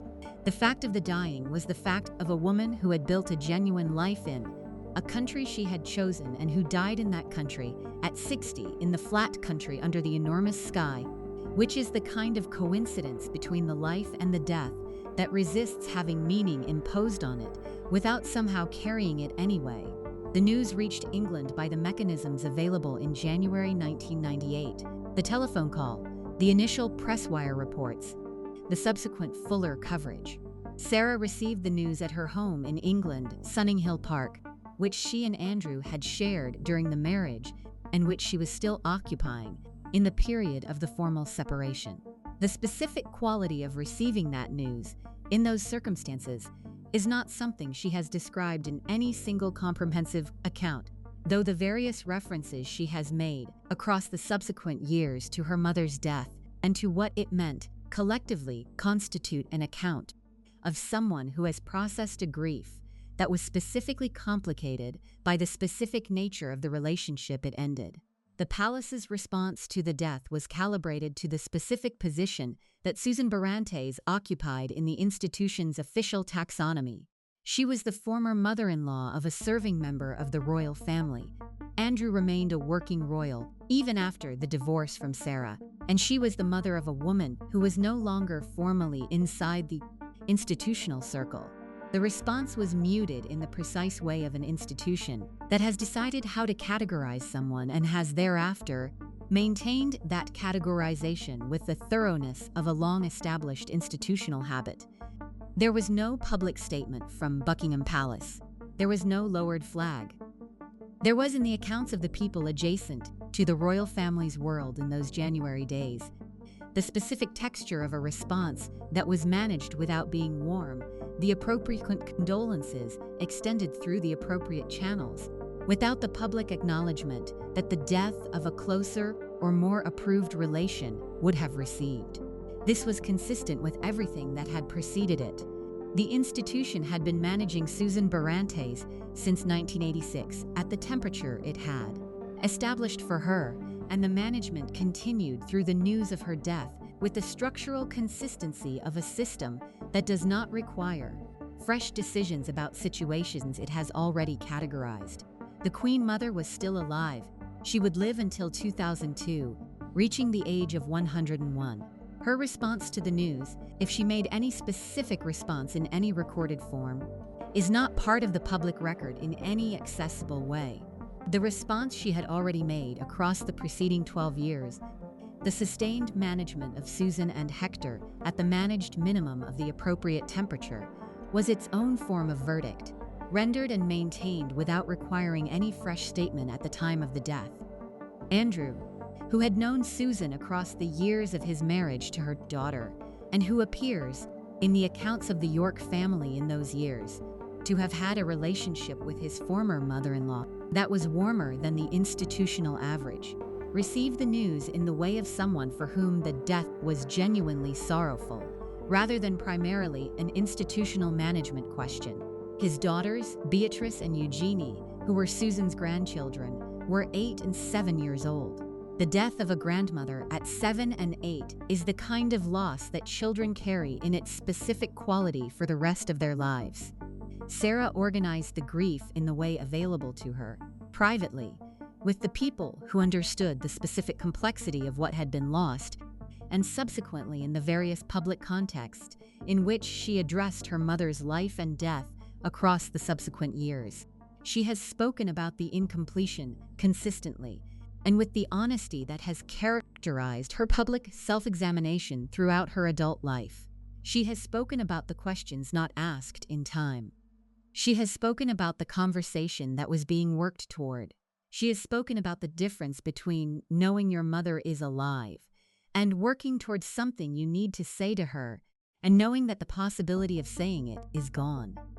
The question of what the royals never forgave requires the precision that the phrase invites, but does not impose. Forgiveness implies a prior relationship of sufficient intimacy to produce a grievance of sufficient weight to require it, the structure of something given, and then betrayed of someone trusted and then found unworthy of the trust.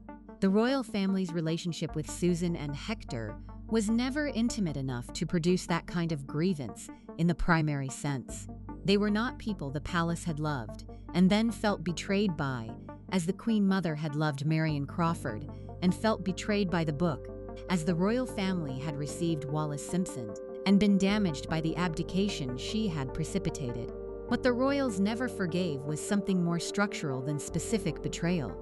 It was the category violation, the breaking of the specific moral code that the institution maintained about how its family members and their families were expected to conduct themselves. The code was not written down. It did not need to be written down, because the institution that maintained it had been maintaining it for long enough. that the people operating within it had absorbed its provisions as thoroughly as any explicit rules set. The code specified that certain behaviors were compatible with the institution's continued regard and others were not, and the classification of behaviors into those categories was the institutional judgment that was being applied, consistently and without revision, to Susan Barrantes and Hector Barrantes from 1986 until the death of the last person in a position to revise it. The code also specified, implicitly but unmistakably, that the categorization once made was permanent. This is worth stating directly, because it illuminates the specific character of the institutional code that Susan and Hector experienced across their years of managed contact with the royal world. They were not being managed in a provisional way, with the possibility of reclassification if their subsequent conduct warranted it. They were being managed in a permanent way, as people who had been placed in a specific category by the commission of a specific act, and who would remain in that category regardless of anything they did subsequently. The category was the assessment. The assessment was final. The management was therefore not designed to produce a different outcome. It was designed to maintain the existing one indefinitely, which it did. The code specified, among other things, that mothers stayed with their children. Susan had broken the code in the most direct possible way. She had left. She had left for a man, which added the specific dimension of choosing romantic love over maternal duty that the institution's moral framework found particularly difficult to absorb. She had left for a foreigner and for a foreign country, which added the dimension of departure from England itself. The forgiveness, or rather the permanent withholding of it, was expressed not as a campaign but as a temperature. This distinction matters because it changes what can be said about the institution's conduct. A campaign is something that can be identified and criticized, decisions made, actions taken, specific exclusions maintained that can be documented and challenged. A temperature is different. A temperature requires no specific decisions. It requires only the sustained maintenance of the initial assessment, applied through the normal mechanisms of social interaction with the thoroughness that comes from a world in which those mechanisms are operated by people who have been trained in their operation for their entire professional lives. The people who worked within the royal household and who observed the treatment extended to Susan and Hector across the decade between the 1986 wedding and Susan's death describe the temperature with a consistency that suggests it was recognizable to everyone who saw it and understood the vocabulary being employed. The vocabulary was the vocabulary of impeccable courtesy without warmth, the vocabulary the institution had developed over centuries of managing inconvenient people and situations with the minimum of visible drama and the maximum of invisible effect. It was fluent, it was professional, and it was, in the judgment of the people who observed it, directed at Susan and Hector Barrantes with the specific precision of an institution that had formed its and was not going to revise it. The Queen Mother's management of the Duchess of Windsor was a campaign, organized, sustained, expressed through specific decisions about specific occasions across half a century. The institution's management of Susan and Hector Barrantes was something less structured than that and more ambient, a maintained coolness that required no fresh decisions because the initials assessment formed from the facts of the departure and applied consistently from the moment the departure became relevant to the institution. Was never revised. The revision would have required a reckoning with the question of why the temperature had been what it had been, and the institution was not in the habit of conducting reckonings of that kind. The reckoning that the people most directly involved in the story were conducting was a different kind. Sarah Ferguson's reckoning with her mother's choices and their effect on her own life has been conducted publicly across 3 decades in the specific form of someone who has decided that her own experience is material worth examining, rather than something to be carefully managed to. The minimum amount of public exposure. She has been criticized for this, for the books, for the interviews, for the specific quality of self-revelation, that the British establishment found excessive, and that the American media environment found commercially compelling. The criticism comes from a specific cultural position. The British establishment's long-standing preference for the managed presentation of private difficulty over the open examination of it, the sense that some things are better processed in private and presented in public only in their resolved form rather than in the ongoing process of their processing. The criticism is understandable from within that framework. It is not a framework that Sarah has chosen to operate within, and the reasons for that choice are not difficult to identify in the specific history of the framework's treatment of her and her family across the preceding decades.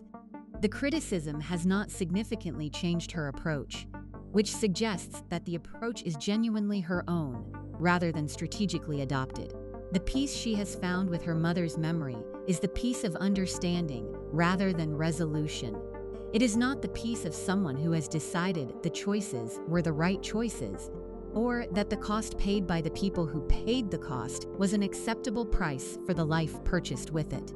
It is the peace of someone who has stopped requiring that the past be different from what it was, which is its own kind of freedom, arrived at by a route that was neither short nor comfortable.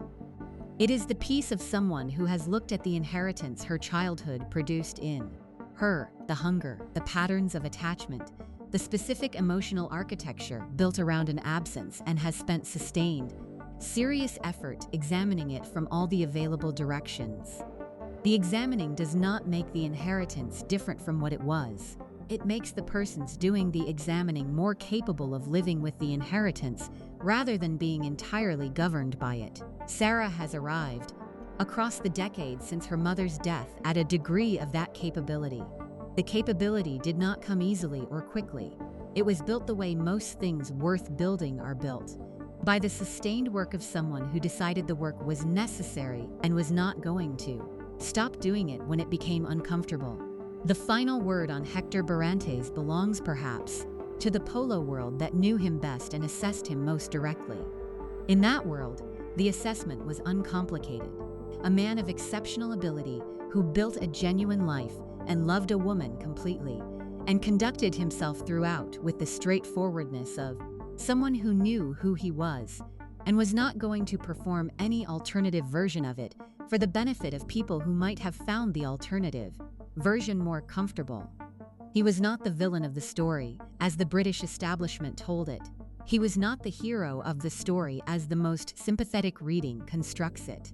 He was a man who loved a woman who had not been loved well by the life she had made before she found him, and he gave her 20 years of the life she had needed. And he died in the country they had built together, and he is buried there. Susan Barrantes made a very large choice, with full awareness of its cost, and built a genuine life on the other side of it. The life cost the daughters she left behind specific things that she could not give them from 8,000 miles away, and that the choice made it impossible to give them from any closer. Both of those facts were true simultaneously, and both of them were part of the same person's story, and neither can be separated from the other without losing the truth of what the story actually is. The three people at the center of this story, Susan, Hector, and Sarah, constitute a kind of case study in the way that a single large choice ramifies across decades and people and generations. The choice was Susan's, made with adult awareness of its cost. The ramifications were experienced most immediately by Sarah, who was 13 when the choice produced its primary consequence in her daily life. The ramifications were also experienced, across the subsequent years, by the institution that found itself managing the choice and its consequences from the specific distance that the institution maintained from things it had decided it was not going to fully approve of. The institution's management was impeccable, and it was insufficient because the thing being managed was not a protocol violation or a communication problem or any of the other things that institutional management is equipped to address.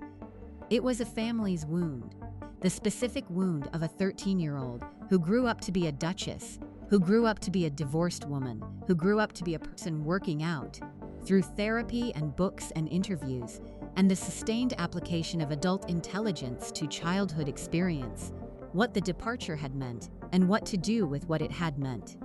Institutions are not equipped to manage that kind of wound. They are equipped to manage surfaces, and the surfaces were impeccably managed. The wound went on producing its consequences behind the managed surface regardless. She is buried in Argentina. The Adancia is still standing. The pampas are still flat. The sky above them is still enormous and still indifferent, in the way that skies are indifferent to the lives that have played out beneath them, and the choices those lives contained, and the costs those choices produced, and the people who bore the costs and lived the lives and made the choices, and loved each other and left and stayed and grieved and were managed and managed themselves and eventually ran out of road. Thank you for watching this documentary to the very end. If this story has stayed with you, if the specific human weight of it felt like something worth your time, please subscribe to this channel and share this video with someone who you think would want to watch it. Every subscription genuinely matters to the continued work of making documentaries of this kind. Leave a comment below and tell me what you are finding most compelling. About this corner of the royal story, the Ferguson family material runs deep, and there is considerably more to say about all of it. The Polo world, Ronald Ferguson's own complicated subsequent history, the York marriage in its early years, the specific texture of the royal family's relationships with the people they found inconvenient, all of it is there, waiting. Tell me in the comments where you want to go next. Thank you for watching. For more detailed historical breakdowns, check out the other videos on your screen now, and don't forget to subscribe.